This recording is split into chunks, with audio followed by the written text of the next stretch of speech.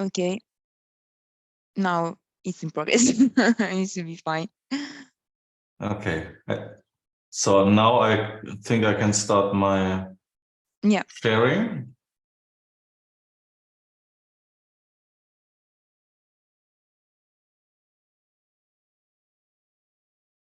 So do you see my screen? Yes. Very good. So good morning, good day, good evening, wherever you are in the world. At my place in Germany, it's now 7:30, and I have to stand up early in the morning because it's Saturday. Normally I sleep longer. So, I can relate. But I'm happy to be here with all of you and allowed to talk about project-oriented companies' ability to deliver in the VUCA world. I think I have the same, let's say, difficulties as some of you. English is not my first language, so please have patience with me if I stumble with my words. Okay, why are we talking about that? About companies' ability to deliver in a VUCA world? Because there is VUCA, sure, but there are, in addition, or coming, let's say, from VUCA, there are challenges in projects and project business, and you all know about that. The challenges are that if we like it or not, most projects in the world are unreliable. They are late, and or they overrun budget, and or they compromise content or quality. We don't like it, but it seems to be a fact of life. Even the winners of international awards of project management are often unreliable, at least compared with the first promises that were made in connection to those projects. And another challenge is, and they are connected, another challenge is that the lead times, the planned lead times, are already longer than the customer, internal or external customer, wants it. It doesn't happen that a customer, or let's say the CEO of a company, when he is faced with a project plan, that he then says, oh, it can be done that fast and at that low cost. I'm so excited. I didn't think that could be possible. So the lead times are much longer than needed for the world. And the third thing is that not so often in customer projects, but in delivery, in development projects or in change initiatives, projects remain unfinished. They get stuck. They are forgotten. We don't finish them. But we have invested a lot of time and energy and money in those projects. And from one point of view, you can say this is all due to the VUCA world, and we have to accept it. But at the same time, we have consequences. And I will not spend too much time talking about consequences. I will only give one example of consequences. There are a lot of more. And this example stems from my own experience many years ago. The situation was that in a new plant, a new line was built, and the start of production of this new production line was scheduled for the 1st of October. But a part of this line was a coating system price, 2.5 million euros, and this was delivered late. So production could start only 1 month late. So is it a problem? In this case, it was a problem because the company, the customer, lost 5 million euros in sales. 50% of this were variable costs, so they lost 2.5 million euros in throughput and cash. The price of the project they lost due to 1 month late. And often the damage is much more if we are delivering late. But this is not the end of the story. Another part of the story is in this factory, in this new line, everything else was ready by the end of August. So the customer had already called and asked us if we could deliver earlier. And he offered the customer, you have to imagine that, he offered 1 million more for the coating system if we would be able to deliver 1 month earlier. This is not for fun. This is because delivery of the coating machine at the end of August would have brought the company 2.5 million additional throughput in cash. So why I'm talking about that? Because in some cases, not in all cases, but in some cases, exceptionally short delivery times are very valuable to the extent that we are unable to gain premium prices. So we are talking about that because we want to be fast and we want to be reliable. And to be fast and to be reliable has a lot of good things that then will happen. And I'm all the time only speaking about, let's say, the business results or money, but you all are aware that let's say if a plant that produces medicine that is necessary for the world, if this is a month or let's say half a year late, this has dramatic impact on the lives of people. Or infrastructure projects, some month late, a lot of people will die because of tsunamis or whatever will happen in the world. So we have dramatic consequences by late and long projects. So we don't want to accept the fact that I stated before, the fact that projects are often unreliable and that they are much too long from the point of view of internal or external customers. And interestingly enough, from my point of view, is experience shows again and again and again in the world that companies are able to produce jumps in performance. For example, in clients' projects, we again and again see in publications of company, we have reached a new state where we are able to produce 20% more throughput, 25% shorter project lead times, and our reliability increased. And in development projects and in change projects, even more, much more, so much that sometimes if you are not aware of the mechanisms behind it, and I will talk about that, if you are not aware about the mechanisms behind that, you think this is not real, this can't be, this is unrealistic to make such jumps in performance. So we have to ask the question, how on earth is that possible? And from my point of view, this is not possible if we go on blaming the world, let's say the VUCA world, we are blaming the world that it is so difficult, and because of that, we are not able to deliver reliable or to deliver fast.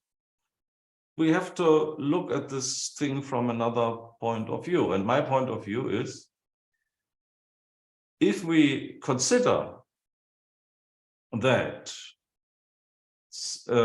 significant amounts of capacity and lead times are lost, maybe in connection to VUCA, but in essence, due to the way the company works, and this also means that the buffers that I need for VUCA are wasted, that a lot of time and capacity is lost or wasted, and that it is possible to use this wasted capacity and time productively for the company through changes we can implement, then it seems to be more realistic to make a jump in performance and to be more able to work in a world that is characterized by VUCA. So we have to accept that we are living in a VUCA world. Those management practices, or the way the company works, for what is that created? It is created to be able to live in a VUCA world. If we are living in a deterministic world, we only would need to make plans, and then it will happen like we had planned it. But we are living in a world of VUCA, so we have to manage. So management mechanisms are there to achieve goals, taking into account the context in which the company operates. And therefore, it makes sense that we take a little bit of time to look at the aspects that shape our world, our business world, our world in general, but we are speaking about business here. So we live in a VUCA world, a world that is characterized by volatility, uncertainty, complexity, and ambiguity. You all know that, I don't have to explain that. But let's look at some aspects that become relevant in projects regarding to VUCA. For example, in this world, in this VUCA world related to project and project business, we know exactly before the start of a project, there will be change requests. That's for sure. But what we don't know is how many change requests will come.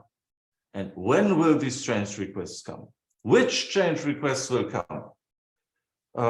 What will the impact be of this change requests if we follow them, or even if we don't follow them on the project, the impacts on the projects, on the effort, on the lead time, as well as on our ability to keep the promised delivery date of this project and other projects.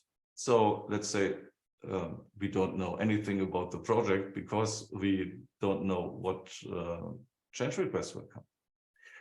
This assumption is relatively easy to digest for a lot of managers. The next assumption is a bit more challenging. Let's assume that the project manager, to the best of his knowledge and after consulting the right people, has written a task in the project plan and assigned a duration for this task. For example, construction of the module 13A, duration 2 weeks. But what does duration 2 weeks, according to the plan, says about how long it will actually take to construct module 13A? And the answer is, if we like it or not, the plan doesn't say anything about the future. It is quite possible that a designer will realize when he starts to work on this module 13A, I have already constructed it in another project. Then he takes the old drawing, gives it a new name, and he's ready in, let's say, 30 minutes or half a day. I know this is the exceptional case, but it happened. But it is also possible that the designer realizes the task is much more demanding than originally assumed. He may realize this as soon as he starts the task, or only after almost 2 weeks have passed. And in addition, it is possible that he will be interrupted by all sorts of other things. so that 2 months have passed until module 13A is finally constructed. And this is the more common case. In other words, a plan doesn't say anything about future. A planned duration and a planned effort is not a statement about the future. What does a plan express? In relation to the future, a plan is an expression of hope. In relation to the present, a plan is an expression of political influences. For example, I already know that no one will accept a planned duration of 4 weeks, so I'll just write down 2 weeks. And in relation to the past, a project plan possibly says something about experience. In the past, we have completed such a task once in 3 weeks, or in the past, such a task took on average 3 weeks or 2 weeks. This is what a plan says. But in no case can the plan say anything about the future actually taking place. Our world is not deterministic. We are living in a VUCA world. So, and in addition, every project is in some aspect new. We haven't done a completely identical project many times before. That is an essential difference to, let's say, the production of screws or computers. If we produce screws, we have done it millions of times, so we can make very good plans how long it will take, but not in projects. Perhaps, that's for sure, a project has certain similarities, but not a project that is identical. So we haven't done it before. And what does that mean? It may be that we are missing something. Despite the best planning and preparation, we didn't know and couldn't have known that this area, for example, that this area where we are building the new factory would be classified as earthquake-prone shortly after construction began. And this is like Murphy. Murphy is employed in all of our company, also in your company. And Murphy makes things go wrong, especially in situations where we don't need it at all. I'm not talking about sloppiness. There is sloppiness sometimes, and it's good to do something about that. But I'm talking about doing everything right and carefully. And through an unforeseeable, extremely unlikely event, let's say an accident, we are set back months. That happens, not in every project, hopefully, but every now and then. And there's no way around that.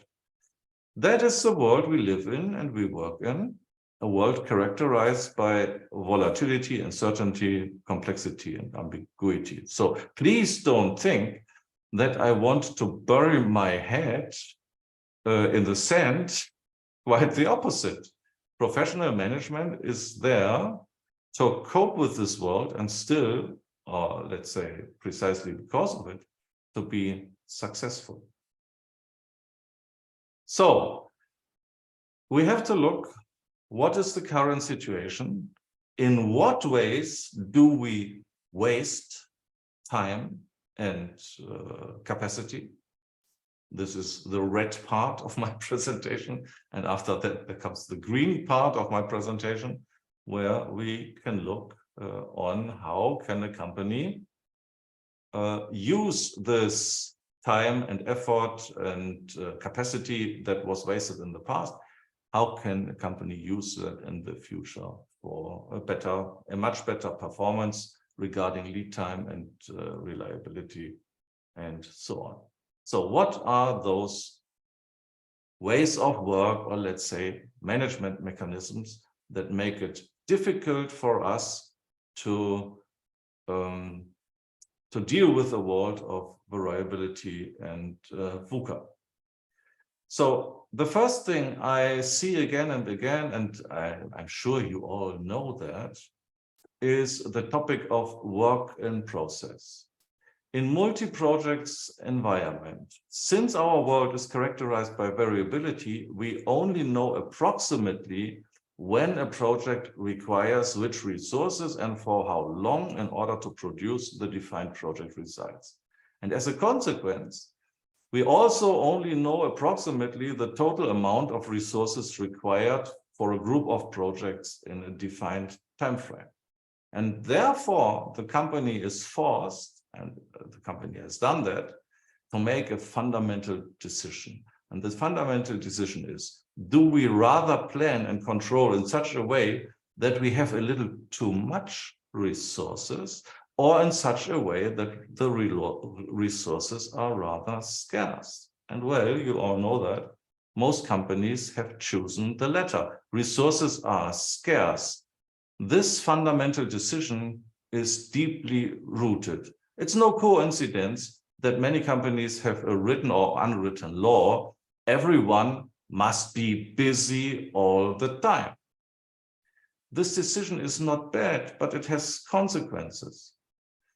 For example, if a planned project arrives later than planned at a resource in a resource group, if it comes later, the resource group is underutilized. And then a resource manager who is judged by whether his or her employees are always busy might tend to schedule more work than is feasible in order to still be well occupied, even if a project is cancelled or delayed. And if he works like that, the resources are definitely scarce.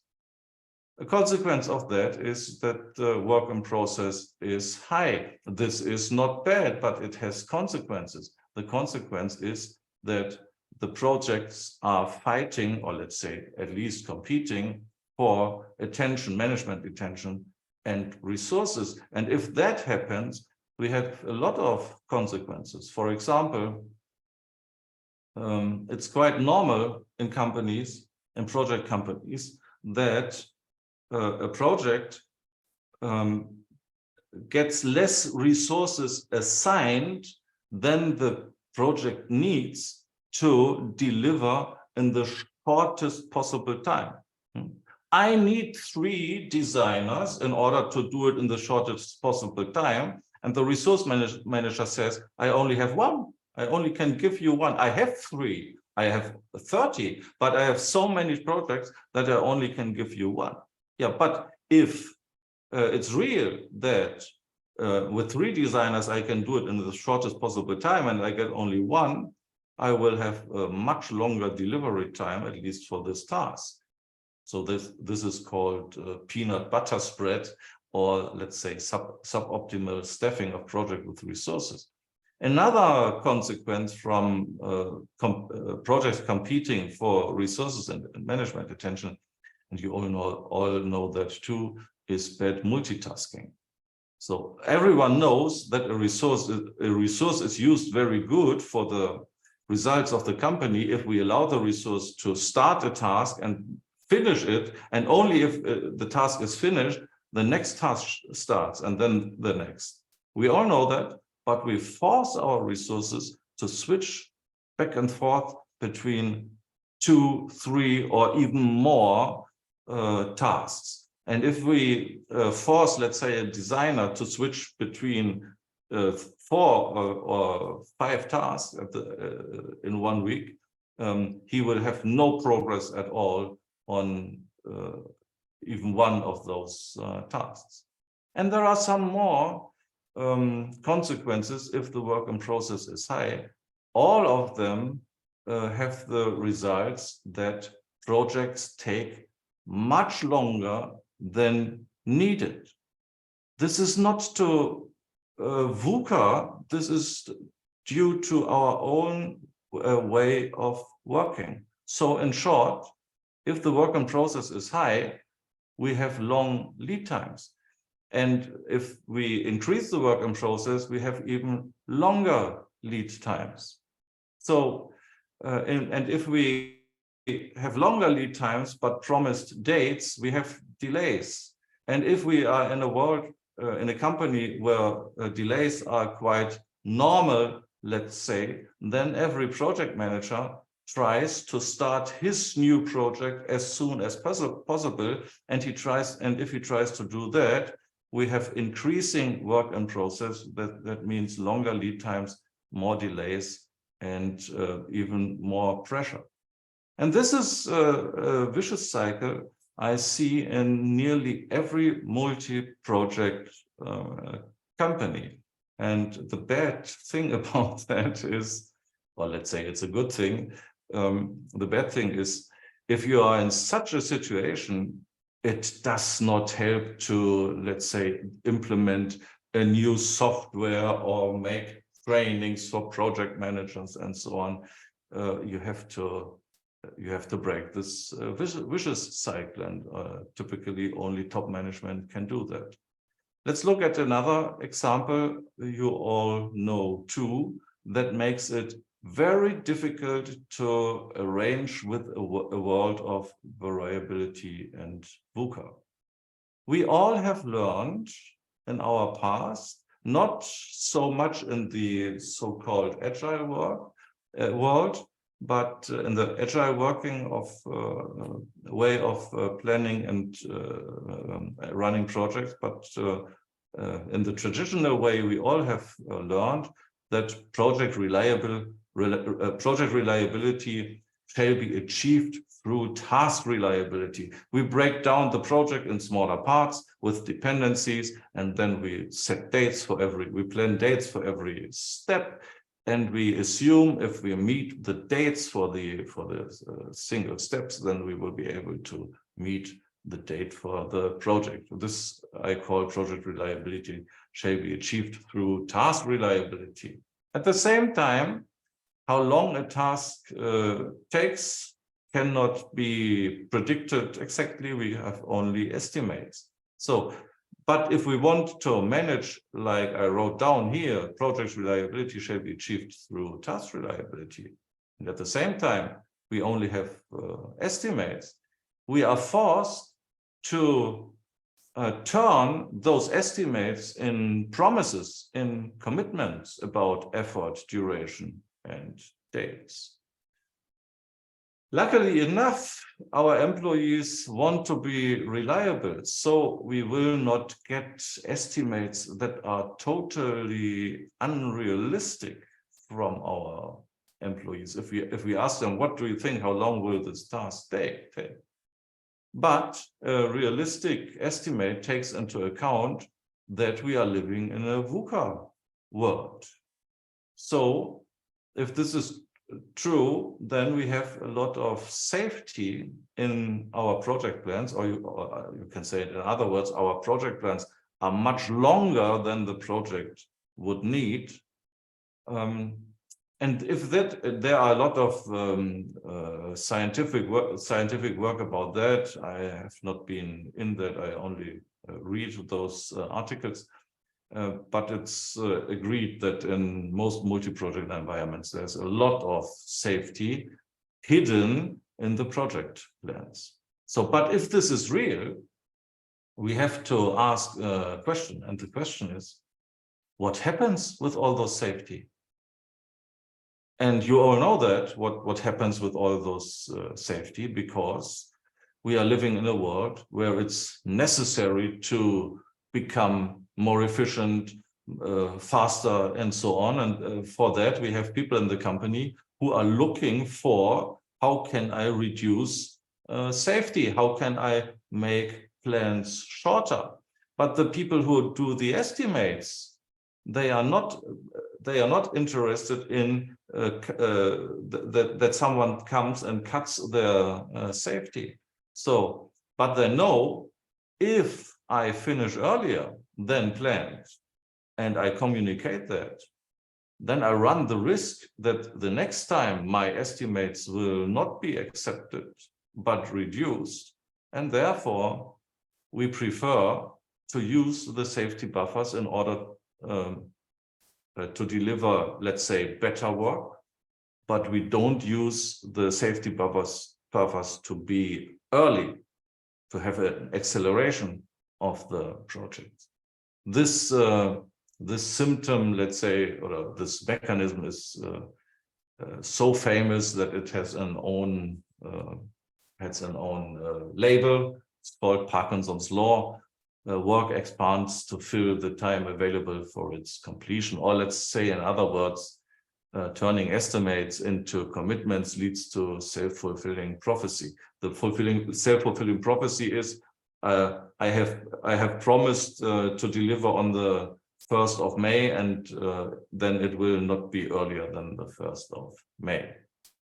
So, and those two things, Parkinson's law and the work in process vicious cycle, are only two, let's say, examples for a lot of more management mechanisms we see again and again in companies that all have the consequences that the buffers we have in our projects are not used for acceleration, but they are wasted, and all those mechanisms make the plans of the projects even longer. If you enforce those mechanisms, for example, by saying we have to make more detailed plans, then you have longer plans, but with a longer plan means we have more safety, but the mechanisms that will waste the time and waste the capacity are still active. So it doesn't help to make more detailed plans. So what can we do? And let's one sentence in addition to that. And from my point of view, all those mechanisms that are not good for the companies come from the idea, the very old idea, and this is not a bad idea, but it's not valid any longer, from the old idea of local optimization. The idea that if I have the parts, if I'm able to manage the parts and make the parts better, then the whole thing will become better. This was true, and this is true if you come from a situation of chaos and make it a little bit better. Then you can work with mechanisms of local optimization. Two of them I have showed you. But if you have done a lot of local optimization and then you do more of that, then you damage the results, then you make the projects unreliable and longer, and you damage the business results. So what can we do about that? The first thing we have already done, we have seen that we have management mechanisms that waste capacity and time. But what can we do? And I can talk about that for days, but I only have, let's say, 20 more minutes or 15 more minutes, so we'll make it short. What can we do about that? And what helps us is that every one of us and every other manager, or nearly every other manager in the world, we know something. And what we know is, one thing we know is, every manager knows that it is possible to complete one project in a shorter time than normal. Everyone knows it, and nearly everyone has experienced that. All you must do is give this project the highest priority throughout its life, not only at the beginning, for the whole time of the project. And what means giving it the highest priority? That means to make sure that everyone drops everything else, if this project needs resources, support, or decisions. So, but we have to talk about why does the idea of giving a project the highest priority will make the project shorter.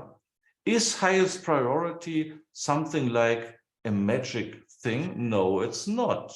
Because when is a project fast? A project is fast if the tasks of the projects are completed in a shorter time, in as short as possible time, and if there are no or hardly no waiting times between the tasks. So, but what does the highest priority have to do with that? Yeah, if we are in a world that is characterized by this vicious cycle of high work in process and Parkinson's law and all the other things coming from local optimization, if we give a project in this situation the highest priority, then we create that this project is not interrupted, so there is no multitasking. This project gets optimal resource allocation, and this makes the tasks shorter. If it has the highest priority, the original plan is irrelevant. It is allowed to be faster. This makes the task shorter.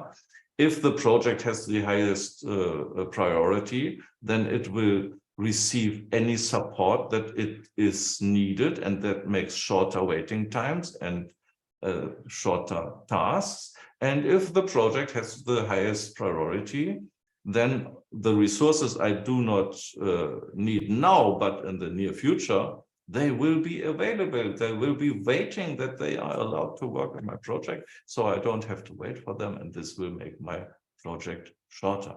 So from my point of view, the challenge in managing a multi-project organization is to provide each project with the condition of the highest priority project. Not giving each project the highest priority, you know that this will not work, but give each project that is running now the conditions of the highest priority project. That are those conditions: no interruptions, original time and effort estimates are irrelevant, each task is optimally resourced, project receive any necessary support, and resources are available that I need in the near future. Give those conditions. This is the challenge, and that all of that without requiring additional resources or otherwise increasing the costs of the company. And this sounds on first sight as totally unrealistic, as an impossibility to do that. Give every project that is running now the conditions of the highest priority project. But if we are looking in the world, we see companies again and again that are able to speed up all of the projects and to increase their projects throughput. And if we look at them, what difference do we see compared to those companies that are managed, let's say, in a traditional way, and that have those not so good management mechanisms I already talked about: work in process, too high, and Parkinson's law, and all of those things coming from local optimizations. So, and the main, and let's say general thing is that those company has identified the problems that are connected with local optimization and have decided that they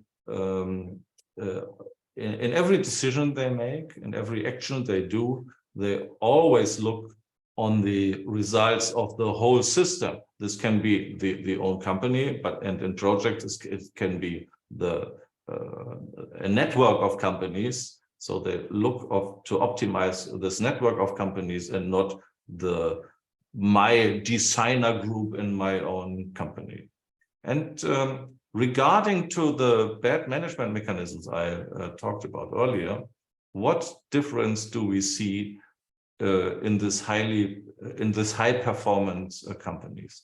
The first thing is they actively manage their work in process.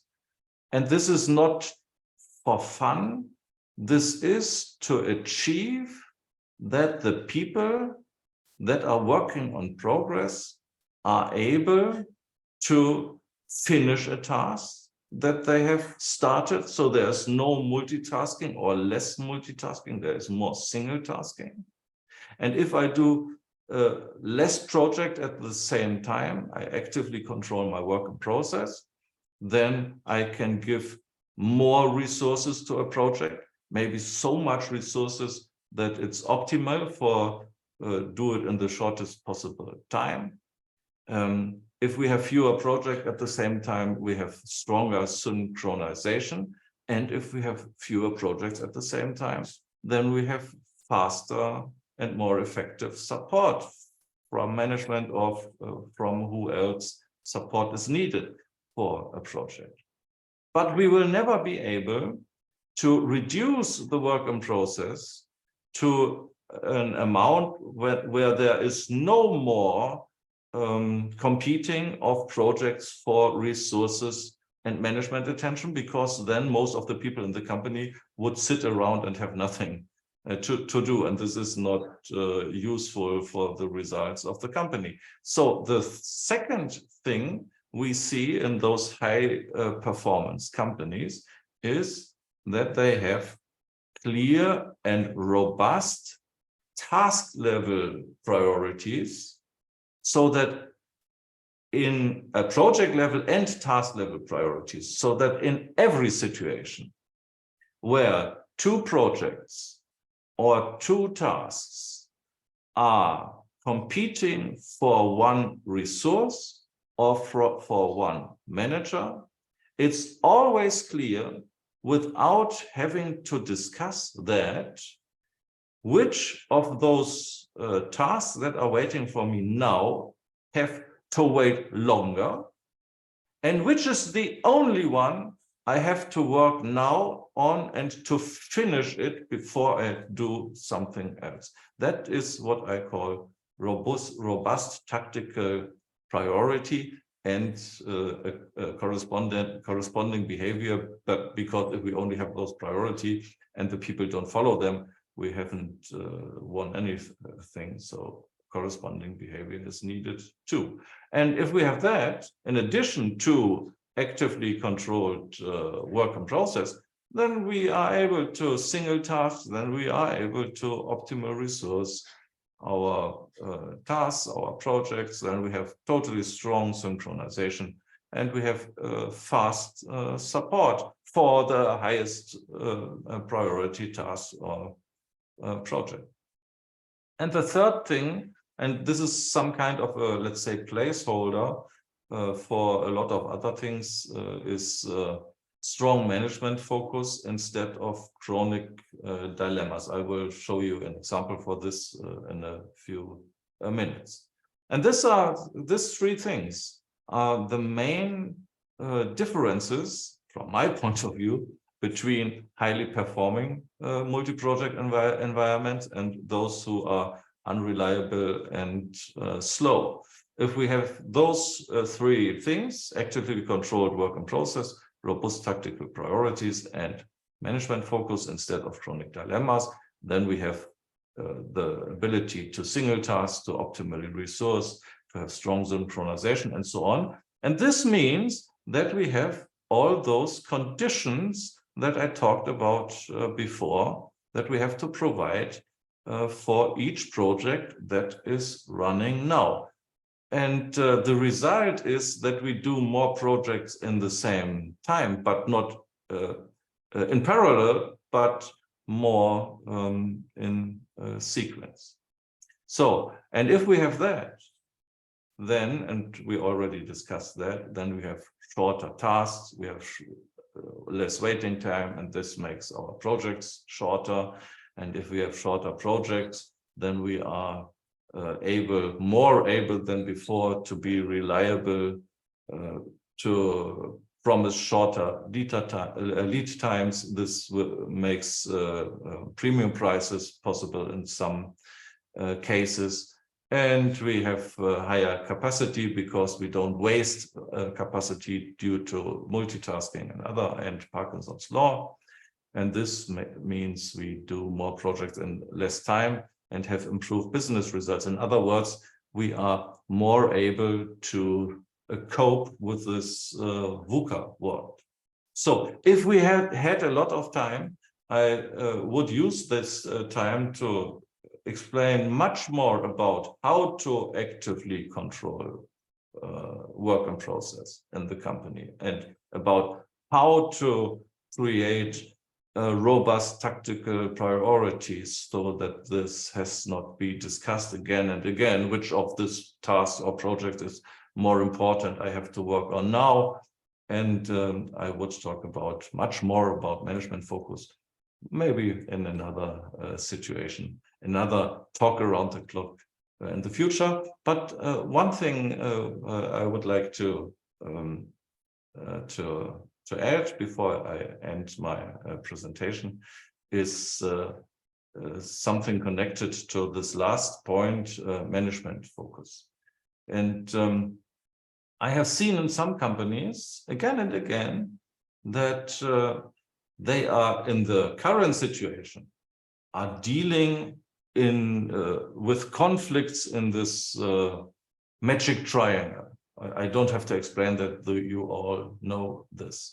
But there is a lot of lost management attention, loss of management capacity and time, because if we recognize, if we realize we are not able to deliver our project in time, in content, and in budget, we have a lot of discussion again and again and again. What shall we do? Shall we allow that the project takes longer time so that we are able to deliver all the content? Or how shall we do? How shall we manage in this specific situation with this magic triangle? A lot of time is wasted by that. And I didn't invent that, but I have seen it in a lot of companies that high performance multi-project environments have an answer to this magic triangle. And the answer is, we know that the business results of a project will only come if we deliver the necessary content, not the promised content, not the content the customer wants, but the content that is necessary to deliver the business results. So their first rule is the necessary content has to be delivered. But so one angle of the magic triangle is fixed. When will the business results come? As soon as the project is finished. So the second part of our rule is as quickly as possible. The necessary content has to be delivered as quickly as possible. Now we have fixed two parts, two angles of the magic triangle. So what can we do with the third angle? We only can say, whatever it costs, or let's say a little bit smoother, with the effort required for this. I have seen in some situations that in big projects, that as soon as the top managers of the organizations that are involved in big infrastructure project, as soon as they decided on that, all of us will work like that, they reduced the remaining time for those infrastructure projects by a lot. So this is how high performance multi-project environments work from my point of view. And by that, they are able to deal with a VUCA world much better compared to if they are working with the typical management mechanisms that come from the idea of local optimization. So thank you very much for hearing my presentation for this 15 minutes. And Aurora, maybe you can take over now for question and answers. Yes, but thank you very much for this presentation. I can share my screen. So we are going with the question and answer. So I have to stop sharing my screen, right? No, I can take over. Okay. Yeah. Thank you. You're welcome. So we have like few questions, like what resistance can be expected?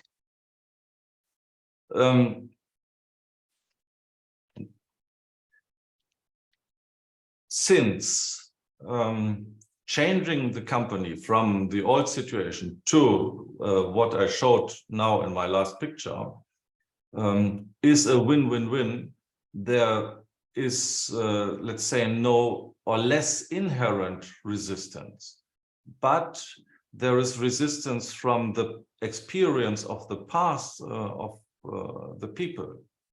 I will do an example. What I said is the work in process have to be reduced. And if you, as a top manager, tell your people that we reduce the work in process so that our projects are faster, you nearly can't avoid that our people, our resources in the company, that they hear. I haven't said that, but they hear, because you are not able to work fast and reliable. I, as the top manager, have to reduce the work in process so that you can work faster. So they feel blamed. And one time in my past, I attended a speech of a lady that was leading a company with not too big. The company was, let's say, 300 employees. And she said it in a totally different way. She said, we have to be fast and reliable. All of you know that. And let's be honest, in the past, I have told you a lot of things what you, the employees, should do to be faster and more reliable. And to be more honest, it doesn't help a lot, right? So all the people were nodding. And then she said, and you, all of you, the employees, have told me in the past that we are working on too much projects at the same time. I'm sorry that I didn't understand that. Now I understood it. And for that, we in the management team decided to work on less projects at the same time. So this has to do, if you create a win-win situation, you are still able to do a lot of wrong communication. But I have experience in the last, let's say, 15 years that it's possible to use forms of communication so that you don't create unnecessary resistance. Resistance coming from past experiences will always be there, and for that we need good change management. Okay, thank you for your answer. Then we have another one, which is how are priorities set between day-to-day business and project work? This is very interesting, because in most of the companies I know in the current situation where local optimization is active, the unwritten rule is that day-to-day business comes first and then the project work. And what I see in those high-performance companies, that they changed it around. They have three, let's say, general priority classes. The highest one is, if the company is burning, you have to stop that, highest priority. Second thing is the projects with their tactical priorities. And third priority class is everything else, so that every project can flow through the company. And typically a company is able to cope with the situation that a resource is not there due to illness or vacation or something like that. And so they are also able to cope with a resource is not available for day-to-day day-to-day business because of a project. Okay, thank you. I guess this was the last one. So I don't know if you want to add something to your speech. Thank you very much that I was allowed to talk to all of you this early in this morning today and to participate in this very good initiative, talk around the clock in order to help people in the world to have better lives and to cope with their current situation. Thank you, Aurora. Thank you, Oliver, to create this event. Thank you that I was able to be here. Thank you. Thank you very much. Uwe, danke. Thank you for joining us. It was a great pleasure and a great talk. Thank you.